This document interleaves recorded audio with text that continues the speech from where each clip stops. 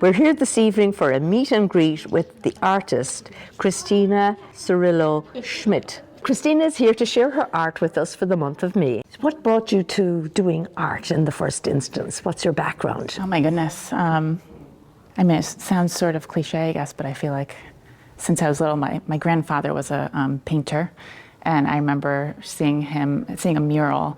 I was like, I want to do that. And then throughout my, elementary school years, middle school, high school, I was always, joining the art clubs. And then I went on to do architectural drafting in high school, and then that kind of led me down the scenic design path for theater and costume drafting and draping, and I just can't keep my hands out of anything art, really. That's quite the background, and as we delve into your pieces and have a look, we'll see your influences, and there are many. So would we like to start here? And if you'd like to just give us some idea as to what is going on in this painting and what is it called? So this one is called Violet and Fern. And I was sort of inspired by an old cameo that I was given by my husband's grandmother. And she gave me an old cameo, and I sort of, dove down a deep, dark internet search of cameos and different sort of profiles and of people. And then I also, of course, love, nature and floral. And so I was really trying to create, not too many details, but really letting the florals sort of complement the painting. So this is Poppy and Fern. And again, kind of the same idea. This one, of course, I did like an actual side profile and then incorporated the ferns, all of which are grown on my property. So art has led you into like other areas of exploration, such as like the environment and nature? Yeah, and really sort of appreciating the tiny details of things. And, for example, how many different types of ferns there are, and how their shapes sort of vary from one type to another. So this one is one of my favorite mushrooms to eat. This is an oyster mushroom, and they sort of grow in like a clump.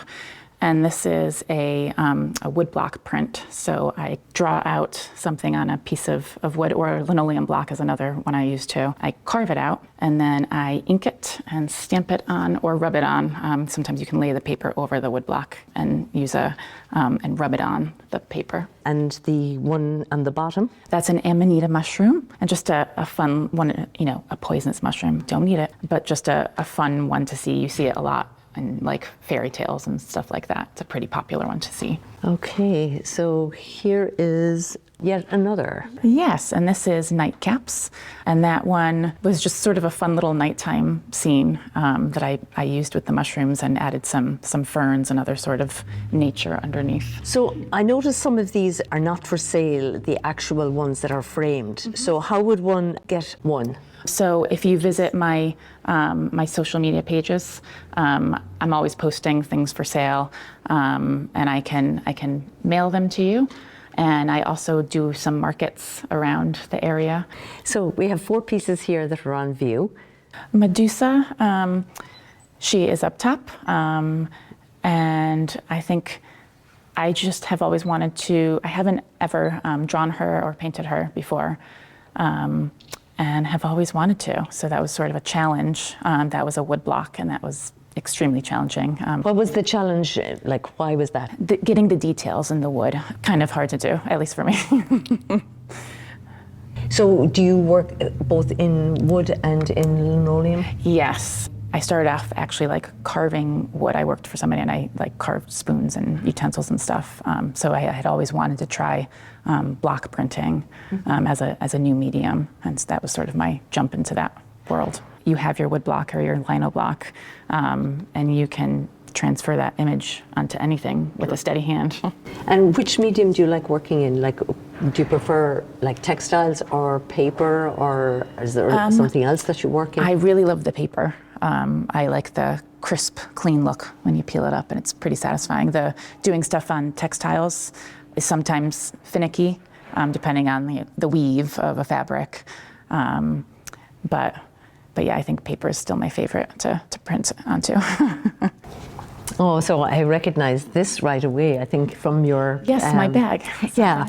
So Christina came with a bag, a market bag, and this was the design on it, the zinnias. You're already marketing your own materials. Yes, walking advertising. Yes, yes, indeed. And we see the fern again here. Yes. So that seems to be like a theme running through. I love ferns. Yes, and we have some really nice... I don't know, I think it's, for me, it's a place that I want to be. Like just the green of the woods or the green of the forest floor. It's a place that I like to be, that I long to be. And where again, where the red fern grows. Yes. Yeah. Yeah. Lush green. I mean, who doesn't want to be there, right? Here are the fishes, no loaves, but... Yeah, they are one of my most popular prints. Everybody loves the fish. Why do you think that? I don't know. I think, I don't know, maybe a lot of people like to fish.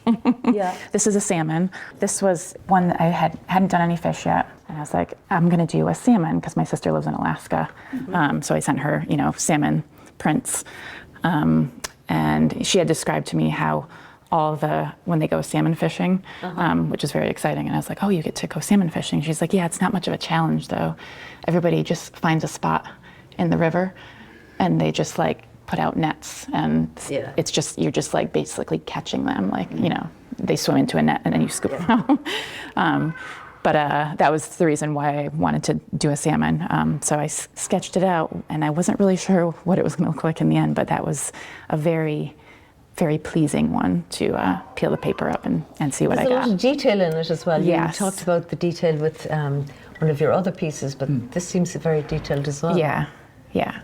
So and that was a challenge, and again, a happy one to pull off the paper and see how crisp it got and how detailed. Because some of the finer details, you're not always sure if they're gonna, show up. So do you actually frame pieces for people as well? So like for instance, if somebody is interested in a framed piece, I do, they yeah. could... Yeah, and I'll ship that off too. Okay. And so what have we got here? This one is called Upstream, and this is the salmon print that I printed multiple times on the board, which is like an acrylic background. But I liked the shape of it, and I was like, this one looks like, just looking in a portion of the section that you might catch those salmon. Yeah. One of my favorite ferns, maidenhair fern, and to me has always looked like a crown. I've taken pictures of my girls and myself with it on top of our heads. And sort of inspired me to put it on. So she hadn't started off with the maidenhair fern crown on her head and crowned by the sun. And then I was like, you know what? If she is the sun or the sun is behind her, I just felt like she needed a crown. And it's a little different from a laurel. Which would be more... Yes, that's my twist. Yes, very nice. The feminine twist. Yes.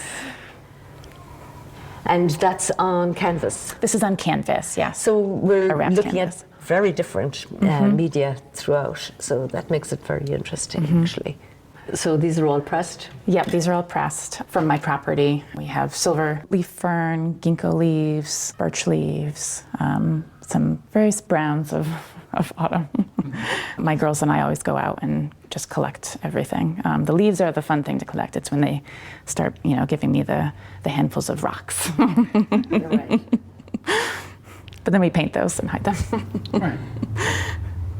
Yeah, so the leaves, how do you keep them so flat? Oh, when we transport them? Yeah. So I'll usually bring like a book or something just to sort of keep it a little more stiff so we don't break them, yeah.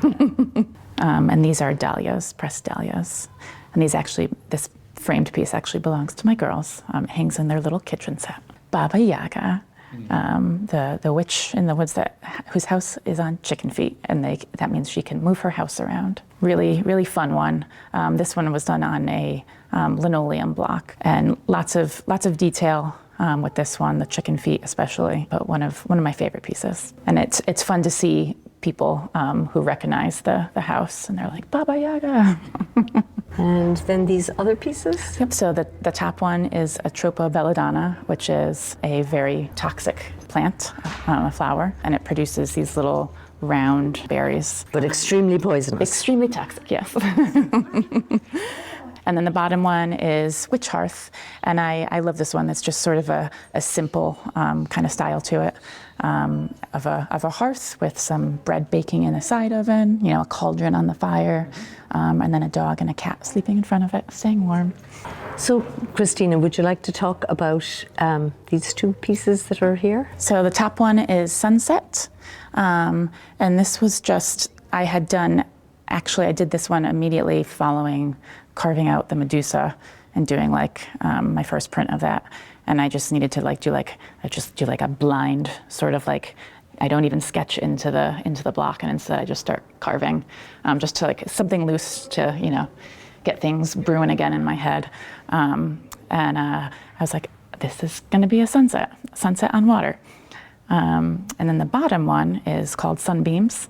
Another theme, I guess, of mine is I love, you know, drawing, you know, a sun, something sort of simple too, because I do love a simplistic print. And then here, the top one, we have Crescent Moon, and that was just a fun one that I had done for my girls. They wanted like I think they actually saw a picture of like an old like Victorian illustration of a moon. I think it was like a painting where people would do like a photo with it too. Another really fun one to do. And then the bottom one is Phases of Venus.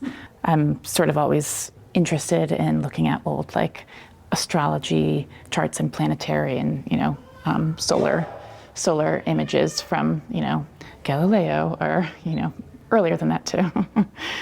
And I noticed the difference in all the framing and in the backgrounds, and how that just makes a total difference in the presentation. These two like have that gold brown, and then these are on more a cream white. Does make a difference in terms of the presentation. I like to hunt for the perfect frame. Yeah. Okay, so your poppies.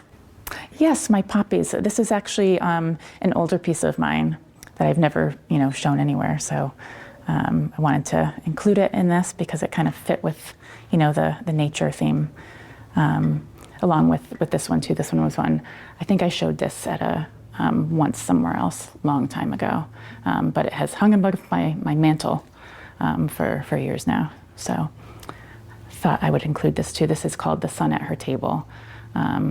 And she is sort of sitting there giving the nurturing light out to a field or a meadow. So this is a mixed media, so I have some charcoal on there. And the background, I think, was done with acrylic paint, just really watered down. But even though you've talked about the poppies being one of your earlier pieces, it's still nature and there's still the connection. So a fish. Yes, another fish. Put these two together because it sort of reminded me of like being on the shore somewhere. But this one is simply one fish with a watercolor background.